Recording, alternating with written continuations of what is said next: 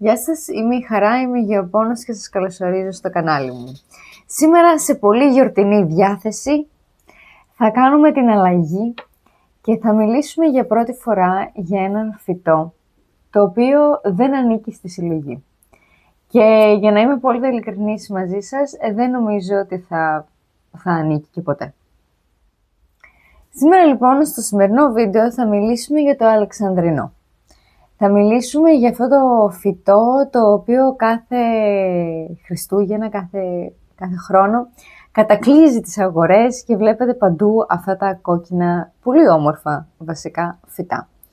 Να ξεκινήσουμε λοιπόν για αρχή με το ότι το αλεξανδρινό είναι στην πραγματικότητα μια εφόρμπια πουλχερίμα και κατάγεται παραδόξως από το Μεξικό.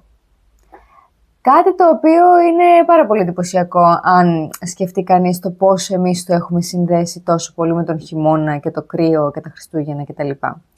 Η ιστορία λέει ότι το αλεξανδρινό μεταφέρθηκε από το Μεξικό στη ΣΥΠΑ γύρω στη δεκαετία του 1820 από τον Τζολ Ποινσέτ, ο οποίος ήταν πρέσβης βασικά των ΗΠΑ στο Μεξικό.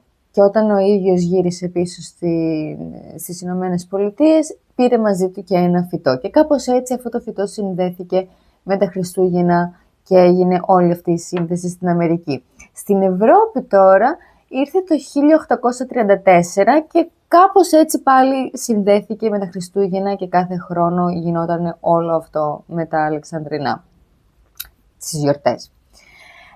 Είναι ένα πάρα πολύ εντυπωσιακό φυτό. Και θέλω να ξέρετε βασικά ότι δεν είναι στην πραγματικότητα αυτό το μικρό φυτό που βλέπετε στα ανθοπολία και στα φυτόρια. Στην πραγματικότητα είναι ένα μεγάλο δέντρο. Μπορεί να γίνει ένα πολύ μεγάλο δέντρο και πολύ ωραίο δέντρο. Αλλά αυτό είναι λίγο δύσκολο στις δικές μας περιοχές. Πάμε να δούμε τώρα τι άλλο ξέρουμε για αυτό.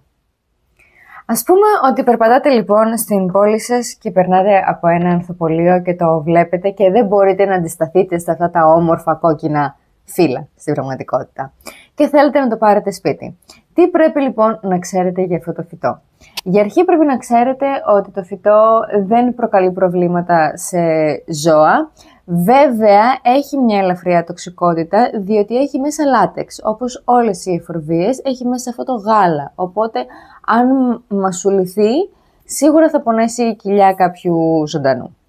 Παρ' όλα αυτά όμως απλά με την ύπαρξή του δεν ενοχλεί τα κατοικίδια. Το άλλο που πρέπει να ξέρετε είναι ότι η βιομηχανία των αλεξανδρινών είναι μια βιομηχανία δισεκατομμυρίων κάθε χρόνο. Μιλάμε για πάρα πολλά λεφτά.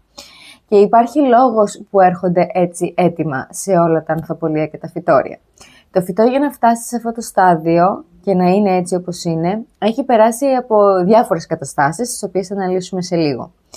Το άλλο που πρέπει να ξέρετε είναι ότι είναι ένα από τα φυτά τα οποία θέλουν πάρα πολύ ελαφρύ χώμα. Δεν μπορεί καθόλου οι ρίζες να είναι πιεσμένες και να είναι σε βαρύ χώμα. Πρέπει να στραγγίζει πάρα πολύ καλά και πρέπει γενικά να προσέχετε πάρα πολύ το πότισμα, διότι τα φυτά αυτά έχουν έρθει κατευθείαν από φυτόρια τα οποία έχουν αναπτυχθεί μαζικά. Οπότε οι συνθήκες από το φυτόριο και από το θερμοκήπιο στο δικό σας το σπίτι θα είναι σίγουρα πάρα πολύ διαφορετικές. Και αυτός είναι και ο λόγος που συνήθως παίρνετε τα αλεξανδρινά και μετά από λίγες εβδομάδες πεθαίνουν.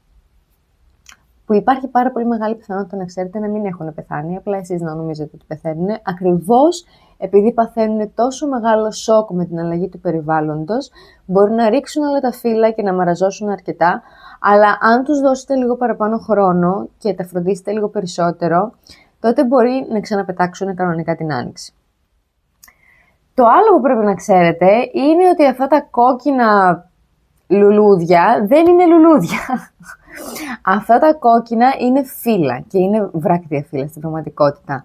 Και έχουν γίνει κόκκινα με μια πολύ συγκεκριμένη διαδικασία που θα αναλύσουμε σε λίγο, αλλά τα άνθη του φυτού είναι εκείνα τα πολύ μικρά κίτρινα ή άσπρα που βλέπετε στην κορυφή αυτών των βλαστών.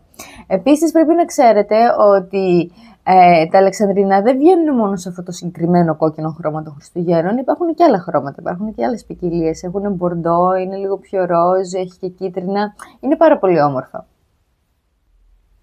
Ας πούμε λοιπόν ότι έχετε το αλεξανδρίνο, Ας πούμε ότι όλα πήγανε καλά τα Χριστούγεννα και ας πούμε ότι σας έχει μείνει και μέχρι την Άνοιξη και όλα πάνε καλά. Θα παρατηρήσετε ότι την Άνοιξη θα είναι πράσινο. Και θα παρατηρήσετε επίσης ότι είναι μονίμως πράσινο το φυτό. Για να γίνει αυτό το κόκκινο που γίνεται κάθε Χριστούγεννα, το φυτό πρέπει να περάσει από μια πολύ πολύ συγκεκριμένη διαδικασία, η οποία είναι τύπου σκοτεινό δωμάτιο. Θα πρέπει από το φθινόπωρο να κλείσετε το φυτό μέσα σε ένα σκοτεινό δωμάτιο και δεν πρέπει το φυτό αυτό να δει φως για τις επόμενες 6 με 8 εβδομάδες.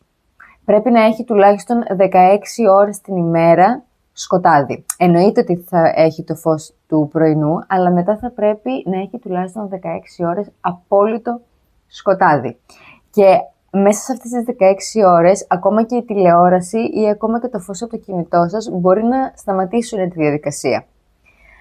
Αυτό γίνεται γιατί όταν υπάρχει τόσο πολύ σκοτάδι, δεν αναπτύσσονται οι χλωροπλάστες. Και αυτό θα το καταλάβετε καλύτερα άμα δείτε το βίντεο που έχουμε κάνει για τα πλαστίδια μέσα στο κανάλι. Και έτσι αυτά τα πάνω φύλλα, τα καινούργια φύλλα τα οποία βγαίνουν κόκκινα. Γιατί δεν έχουν την κατάλληλη ποσότητα χλωροφύλλης για να είναι πράσινα. Και έτσι δημιουργείται αυτός ο χρωματισμός με τα κόκκινα φύλλα στα αλεξανδρινά. Είναι κάτι πάρα πολύ εντυπωσιακό, αλλά είναι κάτι το οποίο θα θέλει δουλειά από εσάς, εάν το έχετε στο σπίτι και θέλετε να το συνεχίσετε για χρόνια όλο αυτό, και είναι κάτι το οποίο θα πρέπει να κάνετε κάθε χρόνο, για να μπορείτε να παίρνετε αυτή την όψη που είναι αυτή η χριστουγεννιάτικη τέλος πάντων. Χτύψα το αυτό. Αυτή η χριστουγεννιάτικη τέλος πάντων όψη.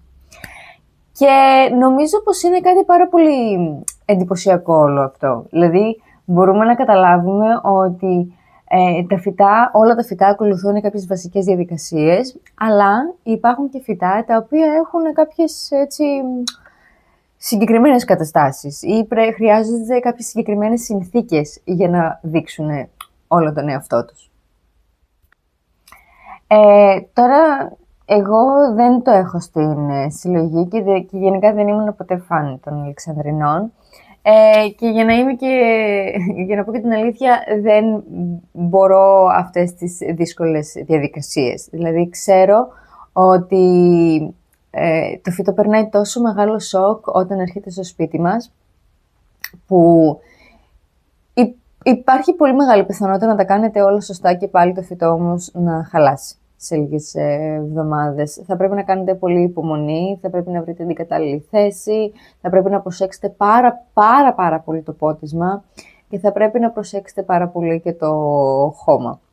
Και είναι και ίσως και αυτή η κλασική περίπτωση που το χώμα των φυτορίων δεν είναι και πάρα πολύ καλό και ίσως να πρέπει να κάνετε και μια μεταφύτευση. Ίσως δεν είναι και κατάλληλη εποχή για μεταφύτευση τέτοιου ευαίσθητου φυτού. Παρόλα αυτά, αν καταφέρετε να το κρατήσετε μέχρι την Άνοιξη, λογικά θα μπορέσετε να το κρατήσετε και για την επόμενη χρονιά. Και θα πρέπει εκεί πέρα να μπείτε στη διαδικασία να κάνετε το σκοτεινό δωμάτιο, έτσι ώστε να μπορέσετε να έχετε πάλι αυτή την εμφάνιση που έχουν τα αλεξανδρινά. Να ξέρετε ότι γίνεται ένα πάρα πολύ ωραίο δέντρο. Δεν νομίζω βέβαια ότι μπορεί να επιζήσει στα δεδομένα της Ελλάδας σε εξωτερικό χώρο. Άμα μπείτε στο ίντερνετ θα βρείτε πάρα πολύ ωραίες φωτογραφίες με τα αλεξανδρινά σε εξωτερικό περιβάλλον και είναι πάρα πολύ ωραία.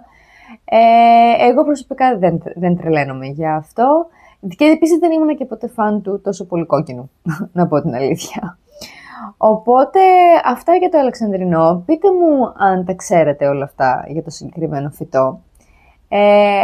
Εγώ τα έμαθα πριν από κάτι μήνες, να πω την αλήθεια. Κάτι είχα ακούσει παλιότερα σχετικά με αυτή τη διαδικασία του σκοτεινού δωματίου, αλλά δεν είχα δώσει πάρα πολύ βάση.